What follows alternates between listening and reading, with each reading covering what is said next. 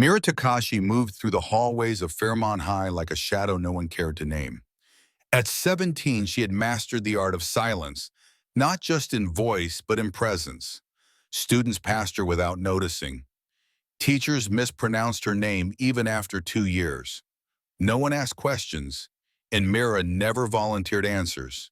She wore the same worn hoodie every day, soft gray, threadbare at the cuffs, once belonging to her mother. It hung loose on her frame, concealing the quiet strength she never showed. To most, Mira was invisible, and that was exactly how she preferred it. Her mother had passed away from cancer when Mira was 14, just weeks after her 16th birthday. The final gift her mother gave her was a delicate silver locket, a simple oval pendant with a tiny photo tucked inside. Her mother's face smiled out from behind the glass, eyes full of fight, hair still thick before the chemotherapy had claimed it. Mira wore it every day, tucked close to her chest, a small heartbeat of memory beneath her hoodie. It was all she had left that felt truly hers. After her mother's death, Mira and her father moved from a modest home in the suburbs to a cramped apartment near the industrial park, where the air smelled like engine oil and forgotten dreams. Her father worked double shifts at the printing plant, his hands stained with ink, his shoulders bowed by grief. He never talked about her mother, but every night Mira would hear him pause at the bedroom door she left cracked open, just long enough to breathe her name. School for Mira was survival, not learning, not growing, just enduring. Logan Wright made sure of that. He was everything Mira wasn't: tall, golden-haired, captain of the football team, and son of a real estate mogul who practically owned half the town. With dazzling smiles and moneyed charm, Logan ruled Fairmont like a princeling whose crown no one dared question. Teachers adored him. Coaches worshipped him. Students either followed or feared him. And Myra, quiet, poor, different, was an easy target for his particular brand of cruelty. From her first day at Fairmont, Logan had picked her out. "What's this?" he'd said on day one, gesturing toward her taped-together backpack. "Did Goodwill start giving out prize packs?" Laughter followed. Always did. Andre Vega, the wrestler with shoulders like bricks, had snorted. Chris Daniels, the hockey kid with a chipped tooth and a taste for chaos, had elbowed Mara's locker shut on her hand. Eli Carter just filmed it all. Never laid a finger on her, but never looked away. 3 years passed like that. Names turned to shoves. Shoves turned to accidents. Her book splashed with cafeteria milk. Her name twisted in whispers. Takashi became Trashkashi. Nobody helped. Nobody stepped in. Because everyone knew Logan Wright's father had donated the school's new gym, and that meant Logan was untouchable. But Mara had secrets. Not all power was loud. 4 nights a week, after school, Mira rode the bus to a quiet strip mall dojo nestled between a coin laundry and a shuttered video rental store. Inside, under the paper lantern glow and the scent of tatami mats, she became someone else. Under Sensei Nakamura's patient guidance, she had trained in Shotokan karate since age 9. While her classmates spent weekends at malls or parties, Mira practiced katas and breath control. Discipline was her rebellion. Precision, her protest. Her mother had insisted on it. "The world won't always protect you," she once said, tying Mira's first white belt with trembling hands.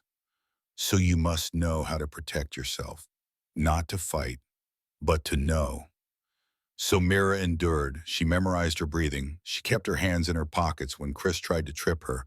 She focused on the locket's soft weight against her chest when Logan spat words dipped in disdain. There was power in restraint. Her sensei had taught her that the first and greatest victory was the battle not fought. But even restraint had limits. Mira felt them thinning, hairline cracks in her silence. She saw it in Logan's growing boldness, in the way his friends grew more careless, more entertained. She saw it in the way teachers turned away too easily, and she felt it Most of all in the way her locket had begun to tug at her heart, heavier each day, as if it knew what was coming. She didn't know it yet, but the day was near. The day Logan Wright would make one final, unforgivable mistake. The day Mira Takashi would stop being invisible, and the locket, her mother's memory, would shatter on the linoleum floor. Only then would they all learn what silence had been hiding. It started like most Thursdays. The cafeteria buzzed with the usual low thrum of conversation. Trays clattered, sneakers squeaked against tile, and somewhere someone laughed too loudly over something too shallow. Mira sat alone, as always, in the far corner table beneath a flickering light, her chosen spot, her border between being present and disappearing. She had her back to the wall, face tilted toward the worn pages of a second-hand copy of The Book Thief or Thief, though her eyes hadn't moved in paragraphs. She wasn't reading. Not really. She was waiting, because she could sense them before she saw them. The air shifted. Logan Wright entered the room like a storm in slow motion. Tall, grinning, effortless. The cafeteria seemed to breathe around him. His friends trailed behind. Andre with his thick neck and permanent scowl, Chris spinning his hockey stick like a toy baton, and Eli already holding up his phone, red recording light blinking like a countdown. Mira exhaled and lowered her eyes. She knew the pattern. They would circle. They would heckle. They would find some new way to strip dignity from silence. They always did. But today felt different. Not louder, not crueler, just deliberate. Reading again, Takashi? Logan's voice slid across the room like oil, or just hiding from reality. Mira didn't answer. She didn't flinch. She turned the page calmly without looking up. It wasn't courage. It was protocol. But Logan wasn't looking for a reaction. Not yet. He strolled closer, hands tucked in his varsity jacket, a grin lazily curled at one corner. Chris and Andre took their positions, left and right. Eli moved to the side for the shot. This was a performance, like always. "What is it today?" Logan asked mockingly. "A sob story about orphans? Or is it just easier to lose yourself in fiction when your real life sucks?" His words didn't sting. They rarely did anymore. But then Logan's eyes drifted downward, to the faint glint of silver barely visible above Mira's collar. The locket. The world seemed to pause. He tilted his head. "Huh, what's that?" Mira's hand moved instinctively, protectively, brushing the chain beneath the fabric. She knew she should have tucked it deeper that morning. She always did. She had gotten careless. "Don't," she said softly. But Logan was already reaching. His fingers moved fast. They always did. Mira jerked back, but not far enough. The chain caught around her neck, lifted, and in one motion, the locket was dangling between Logan's fingers, turning gently in the fluorescent light. Mira's breath caught in her throat. "Is this jewelry?" Logan said with mock curiosity. "I didn't know Salvation Army sold heirlooms." His friends chuckled. Even a few students nearby laughed, not understanding, not caring to. Just another joke, just another day. But Mira wasn't laughing. Her eyes were locked on the locket. "Please," she said, "give it back." That word, please, wasn't weakness.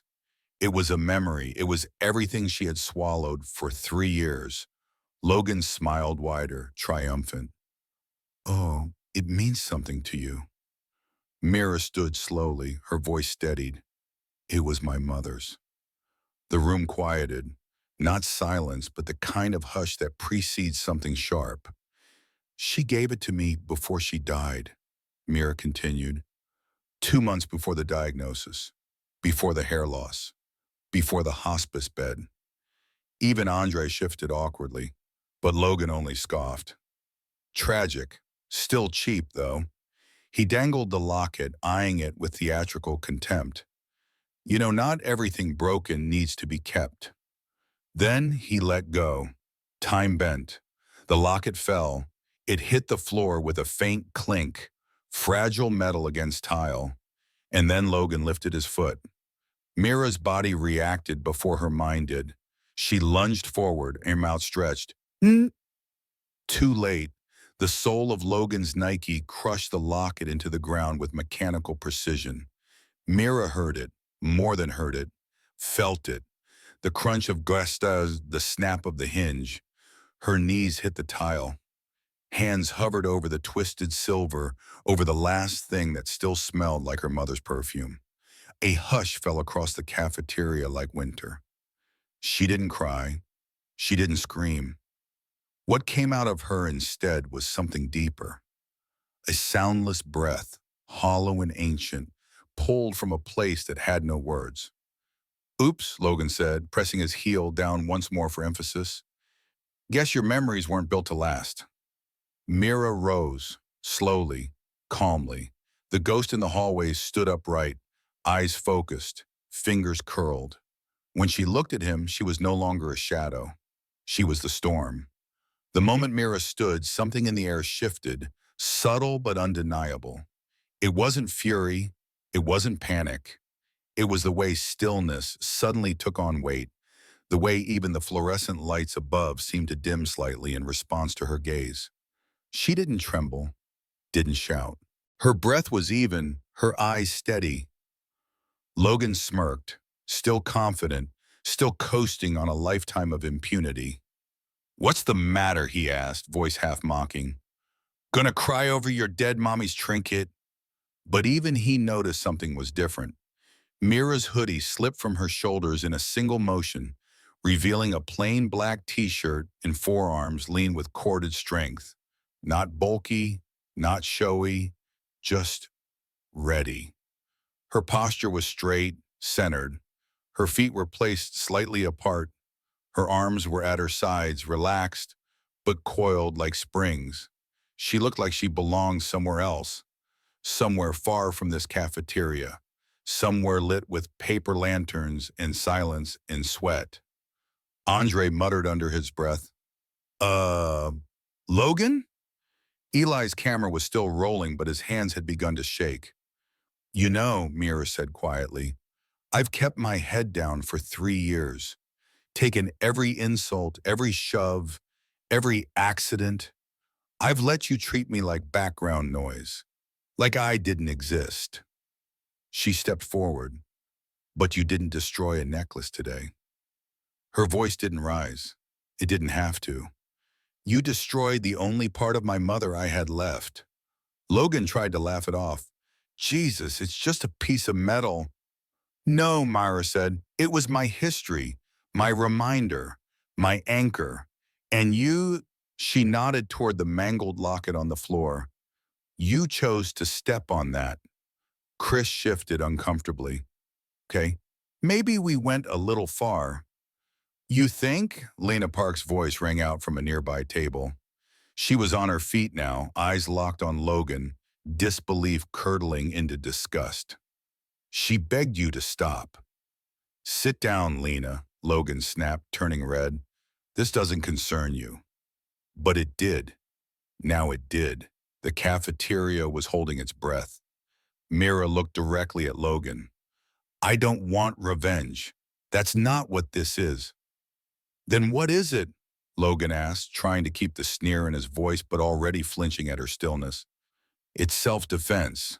She dropped into stance, not dramatic, not theatrical, but deliberate, balanced, rooted, a pose carved from discipline, not anger. Her right foot slid back, her hands rose, not fists, but open-palmed, inviting. There was no threat in her posture, only readiness. Logan barked a laugh. "You seriously think you can take me? I'm twice your size." "You're 6'3", 210 pounds, Mira said flatly. "I'm 5'6", 147. I've trained in Shotokan karate since I was 9. Over 5,000 hours. Second-degree black belt. 3-time regional champion." She tilted her head slightly. "You've spent your life hiding behind a team. I've spent mine learning how to fight alone." For a moment it was almost funny. Then Logan lunged. No warning, no tactic, just brute force. A wild haymaker swinging from arrogance and panic. Mira slipped a left, barely. The punch sliced air. And in that narrow window of overextension, she pivoted. A palm strike to the solar plexus. Controlled, precise. Logan folded forward with a strangled gasp, his breath gone in a heartbeat. Before he could double over, her knee met his nose. Calculated just enough to break cartilage, not consciousness. Blood burst like ink across the floor. Logan dropped. The cafeteria exploded in chaos. Andre roared and charged, swinging a fist as wide as a lunch tray. Mira turned smoothly, her foot swept low, a perfect arc. Contact behind Andre's knee, and the giant stumbled sideways, crashing onto the floor with a sickening thud that silenced half the room. Chris came from behind, arms locking around Mira in a bear hug. But she had drilled for this 1,000 times. Shift, sink, rotate, leverage. Chris flew over her shoulder, landing flat on his back with a breathless whoof. He didn't rise. Only Eli remained, standing motionless, phone hanging limp. His mouth opened, closed. Then he slowly stepped back. But Logan wasn't done. Bloodied, humiliated, he rose with a snarl, grabbed a nearby chair, and lifted it high. Mira's expression changed, just slightly. The chair turned it into something else, something criminal.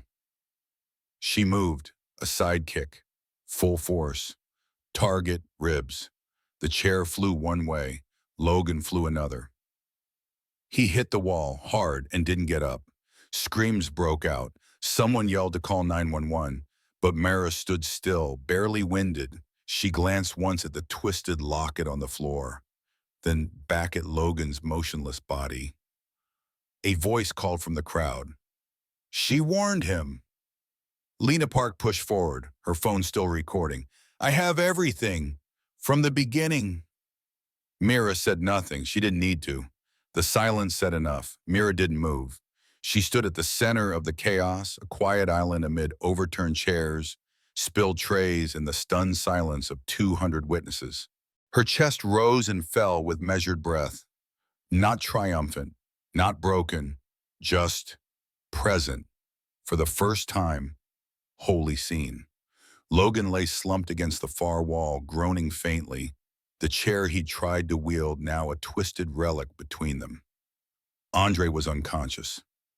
Chris was still wheezing on the floor. Eli had backed away entirely, hands raised like a bystander at a crime scene. And then came the sound Mira had been waiting for, though she hadn't known it. Boots, security, authority. Principal Hartwell burst into the cafeteria, flanked by 2 security officers and the school nurse. His eyes waned at the wreckage before him. For a moment, he didn't even speak. He just stared. At Logan's bloodied face. At Mira, standing tall and untouched. At students whispering with disbelieving eyes. What happened here? He finally asked, voice high with panic. She defended herself, Lena Park said clearly, stepping forward with her phone raised.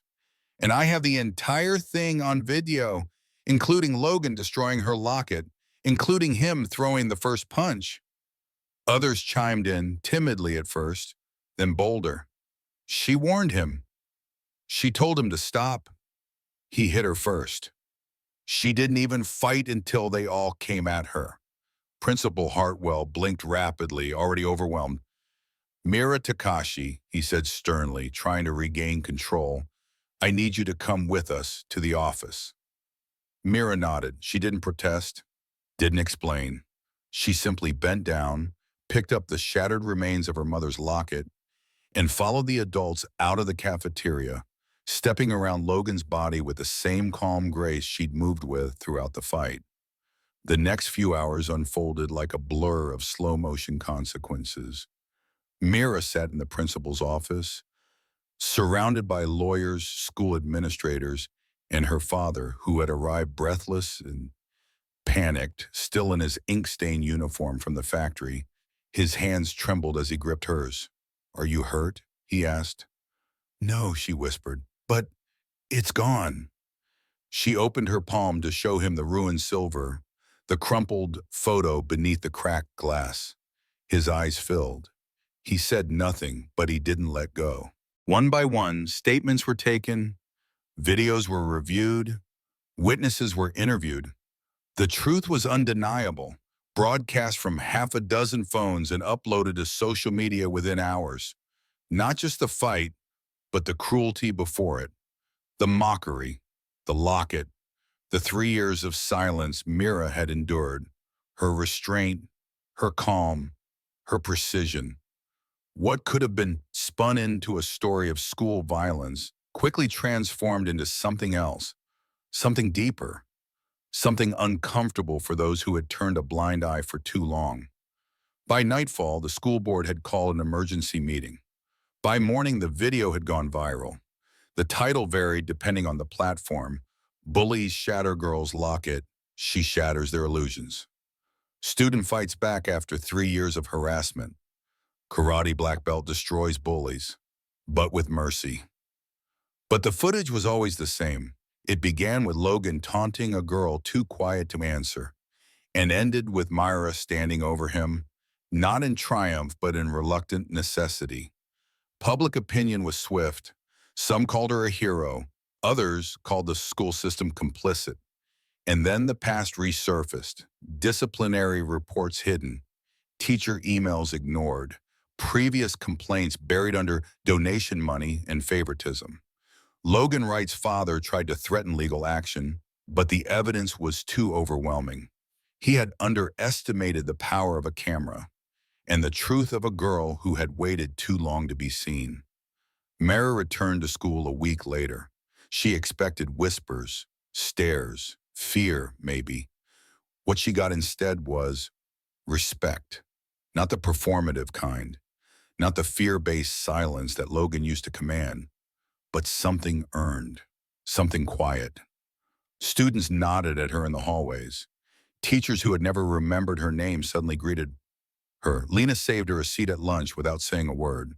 She still sat quietly, still read her books, still touched the empty chain at her neck out of habit. But she was no longer a ghost, and she would never be one again. 2 weeks later, a small box arrived at her door. Inside, nestled in soft velvet, was a new locket, silver again, carefully crafted. But this one had been molded from the melted remains of the old one. The photo inside had been painstakingly restored. The jeweler's note was brief. Things that break are not always lost. Some become stronger when rebuilt. Mira traced the edges with her fingers. It didn't replace what was lost, but it honored it. And sometimes that was enough. Mira's name was everywhere. News outlets requested interviews. Talk shows debated whether violence could ever be just. Commentators dissected her stance, her timing, and her calm. Martial arts instructors shared her video as a masterclass in control. Parents shared it as a cautionary tale. Activists shared it as a call to action. Mira didn't share it at all. She returned to the dojo quietly. Sensei Nakamura waiting by the door with the same calm expression he had worn since her first day, years ago when her mother still stood watching from the benches. He said nothing as she bowed, stepped onto the mat, and resumed training. Only after class did he speak. "You held back." Mira nodded. "I didn't want to hurt them." "But you did." "I had to." He studied her face, then nodded once. "Good. You knew the difference, bro." That difference haunted her, not because she regretted what she did, but because she understood what it meant. Power had always been something others held over her. Logan's status, the system's silence, her poverty, her grief. And now, power was hers, and she had used it, but she had chosen how. Weeks passed, then months. The locket stayed with her, but now it rested in a small glass box in her room, sealed and safe. She didn't wear it anymore. She didn't need to. It had become part of her, not just a symbol of her mother's love, but a reminder of what happens when dignity is buried too long. Mira was asked to speak first at schools, then at community centers. Always reluctant, but never untruthful. She didn't glamorize what happened. She didn't offer revenge as a solution. She spoke of boundaries, of choosing mercy, of when not to stay silent. She told them, "I don't regret defending myself. I regret that no one stopped it before I had to." One day she found herself sitting across from someone she hadn't seen since the incident. Tara Vega, Andre's younger sister. "I'm not him," Tara said softly, eyes steady but full of inherited guilt. "I just wanted you to know that." Mira regarded her, the same face that once sneered from across the cafeteria, now softened by effort and humility. "I know," Mira said, and she meant it. Tara had started an anti-bullying group at Fairmont. She volunteered at shelters, organized book drives. She never once asked Mira for approval, but Mira gave it anyway, in silence, in nods, in showing up for the things Tara built, because cycles could be broken. Then, on the 5th anniversary of the cafeteria incident, a familiar figure appeared in Mira's office doorway. Logan Wright, no entourage, no sneer, no camera, just a man, older, thinner, with time carved into the corners of his mouth. "I won't stay long," he said, voice stripped of performance. "I just needed to say it in person." Mira said nothing. She let him speak. "I was cruel. I was protected. I never thought there would be consequences. And you didn't destroy me. You just stopped." He paused. "Thank you for not hitting harder." The words struck something deep, not anger, not even forgiveness, just truth. Logan didn't ask to be absolved, and Mira didn't offer it, but she saw something in him, something cracked open, like the locket had once been, something not yet healed, but healing. He left with nothing in his hands, but Mira knew he had walked away carrying something heavier than pain. Understanding, she teaches now, not just martial arts, but self-respect, conflict resolution, boundaries, strength that isn't violent, power that doesn't seek to crush. She tells her students, "Don't train to hurt people. Train so no one can take your voice. So when the day comes that you must act, you won't do it with rage, you'll do it with clarity." She doesn't call herself a hero, she calls herself prepared. And when students ask about the locket, she smiles, walks to the glass case and opens it. "Things break," she tells them, "but sometimes that's how light gets in." Final message: true strength isn't measured by how hard you hit. It's revealed by how much you choose not to.